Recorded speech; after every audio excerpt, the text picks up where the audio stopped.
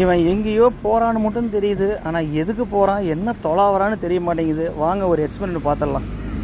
இந்த டைமில் கூட இந்த வேப்பங்குழுந்து கிடைக்கிறது சூப்பர். கிடச்சிருச்சு, நம்ம இது பறிப்போம். பாருங்கள், பொறிச்சாச்சு.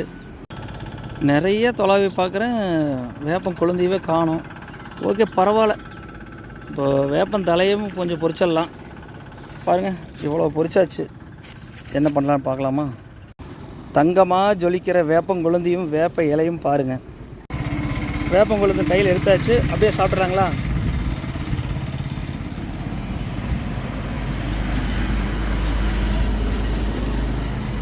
இதுதான் அமிர்தம். வயிற்றில் இருக்கிற புழு பூச்சி எல்லாம் செத்துரும். பீஸா பர்கர்னு சாப்பிட்றதுக்கு நம்ம முன்னோர்கள் சொன்ன இந்த மாதிரி விஷயங்களை ஃபாலோ பண்ணுங்கள்.